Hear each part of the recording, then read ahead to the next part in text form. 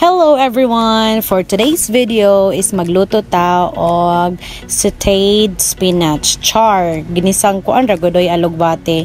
So thank you Kutmaya family from Verdo City. Charis. Verdo Bayugan City. Mao na sila pinakadato dira sa Verdo. Nangatag sila og alugbate and other vegetables like pipino o panang karlang man siguro to or basta mo na to siya nakita niyo sa video.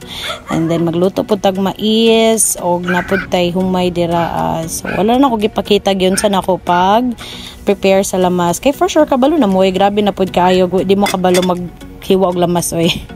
So na siya luto na ato ang kuan mga pampataba. So mag-init lang ta og oil and then igisan na nato dito na ta siya guys, mekes na siya kay wala man koy kauban, wala mag-video sa ako so naning kamot na lang ko ako so di ba tanawa video gibubo na bisag way sud pero nabubo na gina siya guys.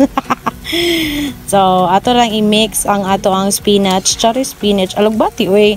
Hinayon na to na pag-mix guys kay malata na lain po kay nagmalata. So hinayon ra ginato siya. So awan ninyo sana siya ka mugamay na siya di ba? Kay mag-reduce naman na siya. Reduce recycle. So ano na siya, lami kay na siya guys, sagulan og tuna. Depende na sa inyong trip kung sa inyong gisagol.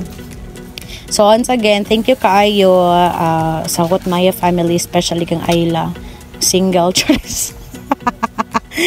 Sa mga na siya, magluto po taong noodles. So na to ang katong iyang seasoning powder guys para maluto siya.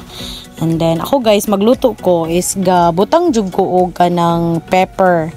Mahilig jud kay kog pepper. Kami po diri sa family mahilig mag pepper. Ambot lang lami siya. It gives the best flavor. Charis. So na siya guys, luto na.